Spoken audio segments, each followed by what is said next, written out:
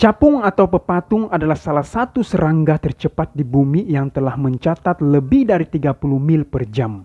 Namun, Alkitab mengatakan para malaikat jauh lebih cepat daripada capung atau pepatung atau apapun makhluk di bumi ini. Utusan surga ternyata bergerak lebih cepat dari kecepatan cahaya. Berilah kepada Tuhan kemuliaan namanya. Sujudlah kepada Tuhan dengan berhiaskan kekudusan.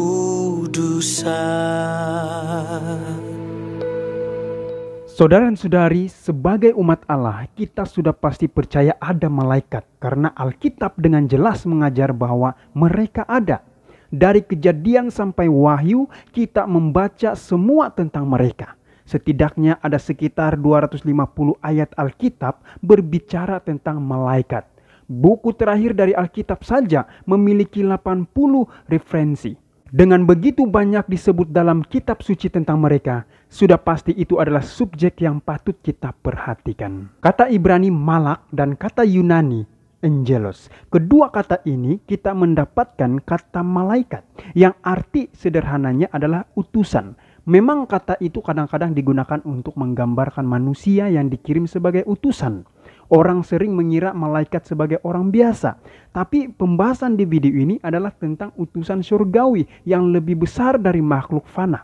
Dan mereka tidak sama. Satu kelas malaikat disebut kerub. Inilah yang menjaga gerbang Eden setelah Adam dan Hawa diusir. Malaikat bersayap disebut juga pengamat. Kelas lain disebut serafim yang berarti berapi-api. Makhluk-makhluk surgawi ini sering terlihat di depan takhta Allah atau nabi dalam penglihatan. Malaikat adalah makhluk yang diciptakan. Daud menggambarkan mereka sebagai makhluk gemilang yang diciptakan oleh Tuhan. Perhatikan ayat ini. Mazmur 104 ayat 4. Yang membuat angin sebagai suruhan-suruhanmu dan api yang menyala sebagai pelayan-pelayanmu. Mazmur 8 ayat 5. Namun engkau telah membuatnya hampir sama seperti Allah dan telah memahkotainya dengan kemuliaan dan hormat. Meskipun makhluk ciptaan, malaikat-malaikat jauh lebih kuat dari penduduk dunia. Petrus menggambarkan mereka sebagai lebih kuat dan lebih berkuasa.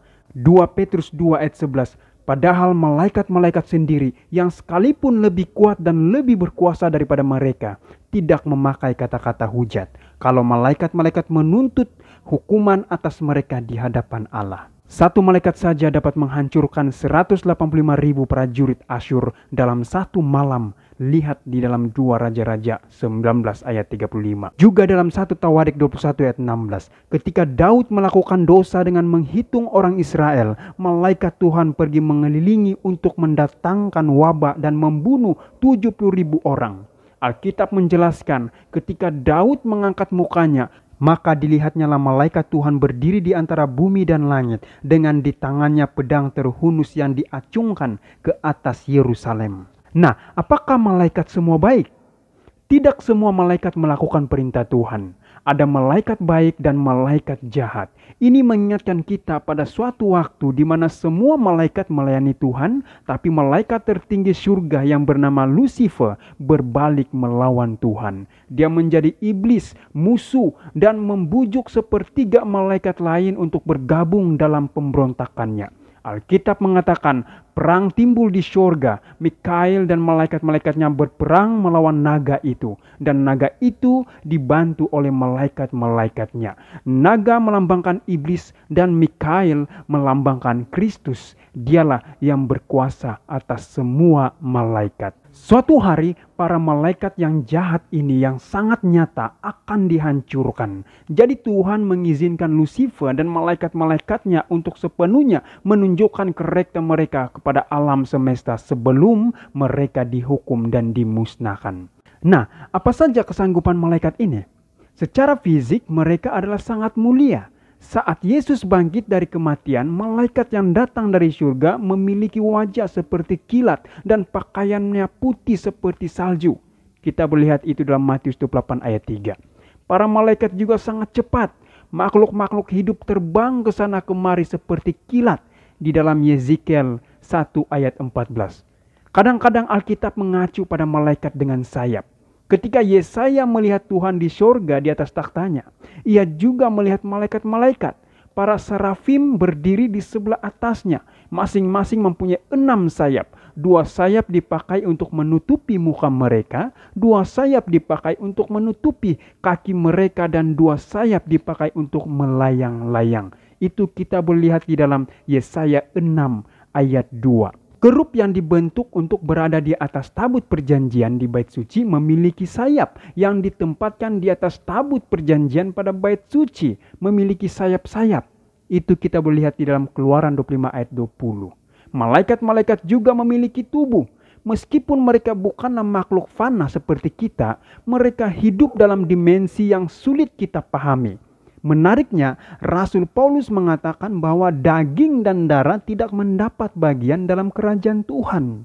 1 Korintus 15 ayat 50. Saudara-saudara, inilah yang hendak kukatakan kepadamu, yaitu bahwa daging dan darah tidak mendapat bagian dalam kerajaan Allah, dan bahwa yang binasa tidak mendapat bagian dalam apa yang tidak binasa. Nah, ada berapa banyak malaikat yang ada? Alkitab tidak memberi kita jumlah yang tepat.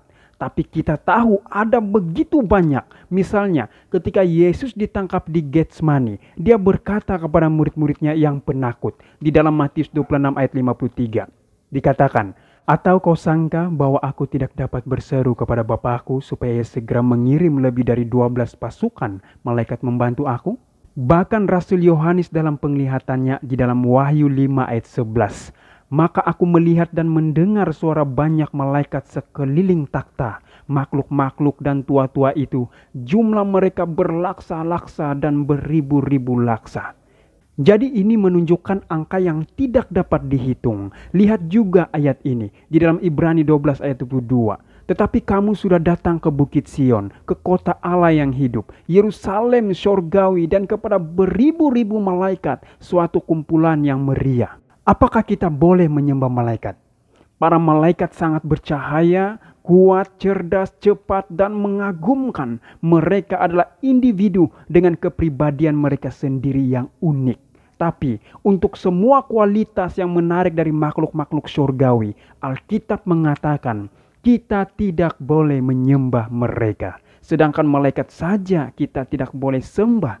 Ini kan pula patung-patung yang diukir manusia maupun apa saja jenis-jenis ilah-ilah yang disembah. Alkitab memperingatkan, janganlah kamu biarkan kemenanganmu digagalkan oleh orang yang pura-pura merendahkan diri dan beribadah kepada malaikat. Kita boleh lihat itu di dalam Kolose 2 ayat 18. Bahkan ketika malaikat tampak kepada Yohanes, ia sujud menyembah. Jawab malaikat itu, "Janganlah berbuat demikian, sembahlah Tuhan." Kita melihat itu di dalam Wahyu 22 ayat 9. Apakah malaikat menyembah Allah? Sudah pasti, karena salah satu sukacita terbesar dari malaikat adalah untuk memuliakan Tuhan. Kita melihat ini dalam Yesaya 6 dan Wahyu 7. Ketika para malaikat datang untuk mengumumkan kelahiran Kristus kepada para gembala, apa perkataan mereka? "Kemuliaan bagi Tuhan di tempat yang maha tinggi." Kita boleh lihat itu di dalam Lukas 2 ayat 14. Para malaikat adalah roh-roh pelayan yang juga hidup untuk menuruti kehendak Tuhan. Sebenarnya begitu banyak referensi yang mengilhami tentang malaikat dalam Alkitab.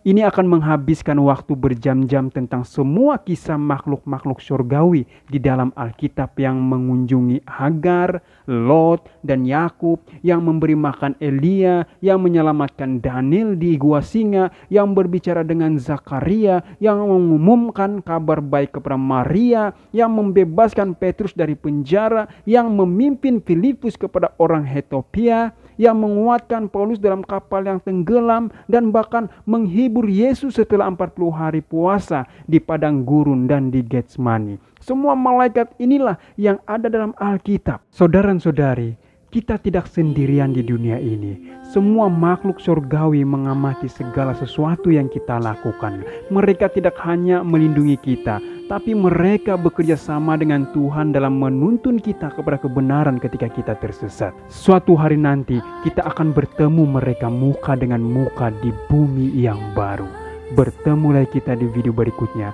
Tuhan Yesus memberkati kita semua. Amin.